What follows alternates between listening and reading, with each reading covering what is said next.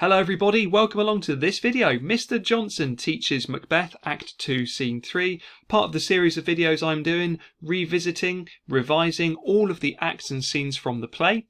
This play is part of your English Literature GCSE and it is part of paper 1 section A. So without further ado, let's get in there and see what's happening. A reminder that at the start of this scene there is a knocking which happened at the end of the previous scene. Macbeth and Lady Macbeth have blood on their hands. They've just committed the murder, or he's just committed the murder of the king, and they've just gone back to bed to try and make it look like they're innocent. There's a knocking at the gate, and the gate is going to be answered by a porter. He provides some comic relief in the play. A play which is a tragedy, like Shakespeare's Macbeth is. They had characters in tragedies who tried to just sort of lighten the mood a little bit for the audience, and that is who the porter is. He's the comic relief. He then answers the knocking. King Duncan's body is then discovered. Macbeth kills the guards off stage and then claims he did that because he's so overcome with anger. But of course what he's really doing is covering up the fact that the guards didn't, and now they're dead. They have no way of actually arguing with Macbeth, and therefore he thinks he can get away with the murder. The king's two sons, they flee. They run away thinking that they're going to be next. And that, in very short, is the summary of that scene. There are a lot of characters who feature in this. Macbeth and Lady Macbeth, of course. Banquo is there. The King's two sons, Malcolm and Donalbain, are there. Macduff starts playing a bit more of a key role in the play during this scene. And also the porter is there as well. We'll talk about him more in a minute. And then the bottom right there, I've just put a picture illustrating some of the other people on stage as well, like Lennox, Ross. These are other thanes like Macbeth is. So straight to it then, Act 2 Scene 3, we're in the entranceway to Macbeth's castle. There's a knocking within, like off stage, and in comes the porter.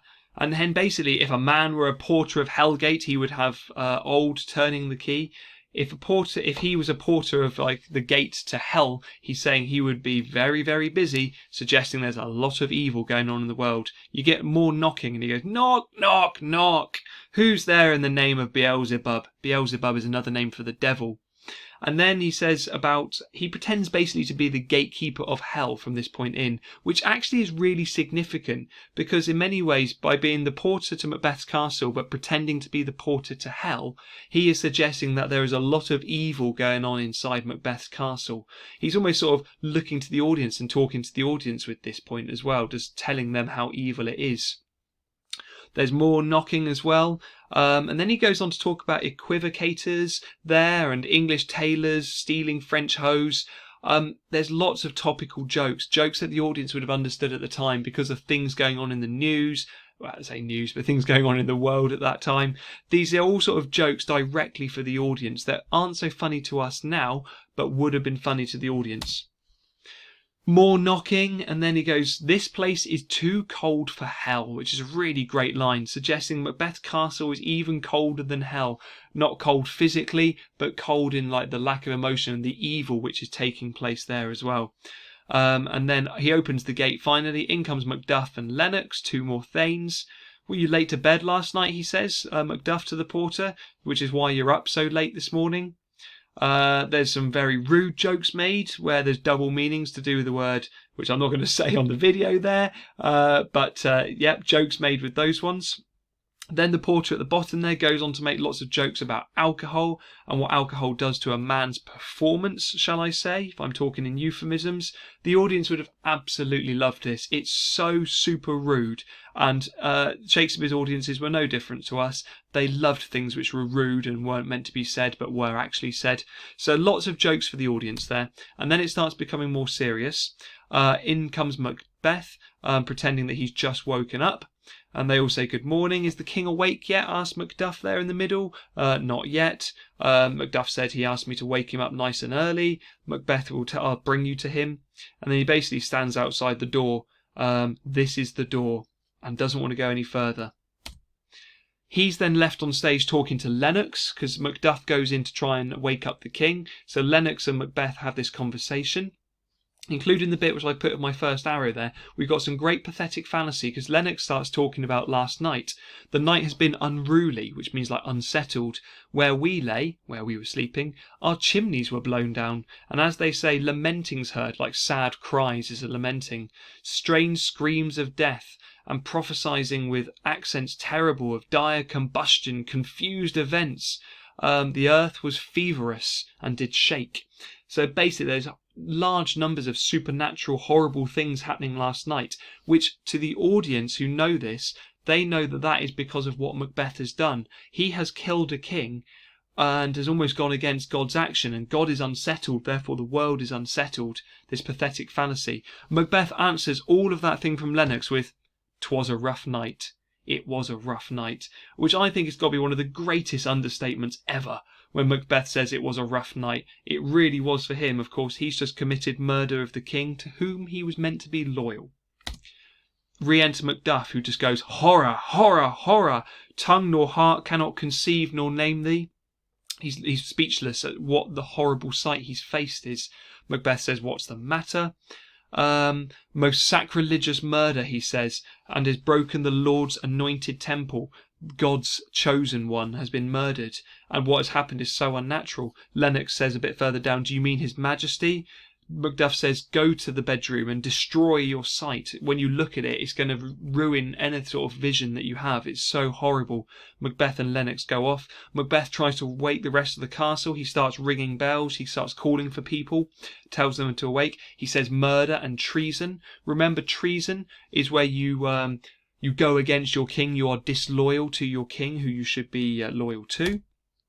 Enter Lady Macbeth at this point as well. I've missed out a few lines there. She asks, what's the noise? What's going on here? What's all this commotion? Macduff says, "Oh, it's not for you to hear, you gentle woman. I don't want to say it to a woman's ear." In comes Banquo. "Our royal master's murdered," says Macduff to him. And it's sort of cruel and horrible. They all can't believe what's going on.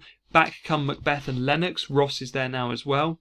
Macbeth now really reveals himself to the audience when he says things, "Oh, had I died but an hour before this chance, I would have lived a blessed time.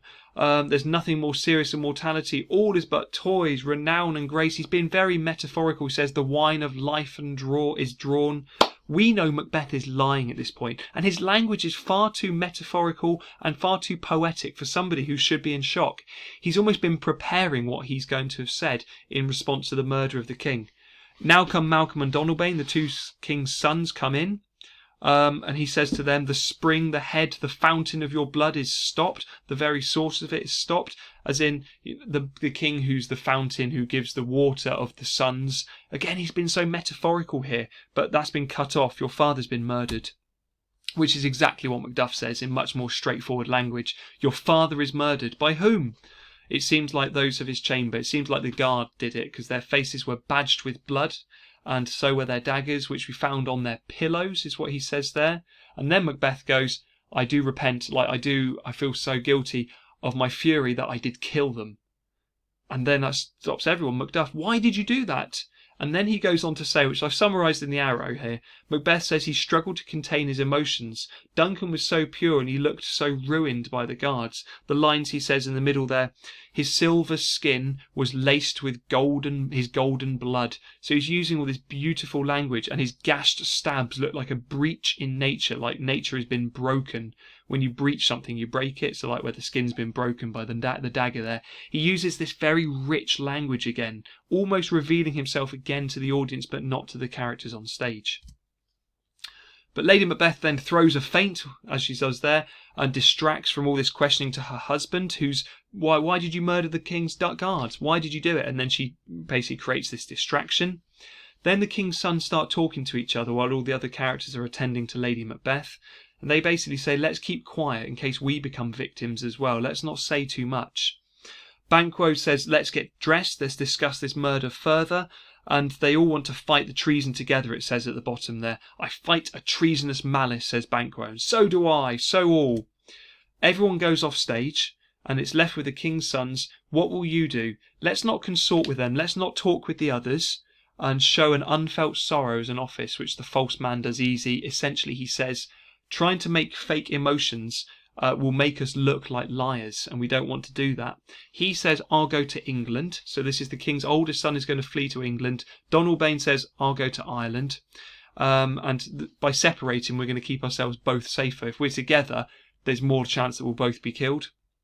And he says, where we are, there's daggers in men's smiles, which is just a fantastic line, which links, as I've said there, people hiding their real feelings. Like echoes the theme of the play. Like Lady Macbeth said earlier, look like the innocent flower, be the serpent under it.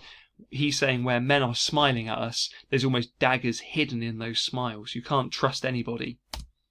So key themes were, that links exactly to what I've just been talking about. Deception, duplicity, duplicitous, like duplicate, meaning two things, like looking like one thing, being another. So that's a really great one. The violence, the murder that's happened here. And don't forget the references to the supernatural we heard earlier when Lennox was talking to Macbeth about the night being so unruly and being unsettled. Some key questions for you just to revise quickly and check your understanding of what is a very long scene, but again a very important scene, as many of them are in the play. So pause those questions, have a go at them. And then finally, just wanted to make a reference to the fact we've got more disturbed nature here. We've had it a few times. In Act 2, Scene 1, Banquo talked about there being husbandry in heaven and all the candles, the stars being out where they should have been there. There's these references to nature being unsettled. So what Macbeth and Lady Macbeth are doing, which is committing a crime, but is also committing a crime against nature and actually causing horrible things to happen, which also implies that what they're doing is evil because God is unhappy, and that is why nature is unhappy too. So I'll leave it there. Hopefully that's been useful to you. Do check out my other videos in the series, which are explaining some of the key scenes and revising those for you. And I wish you the very best of luck when it comes to you and your exams with Shakespeare. Thank you, everybody. Bye bye.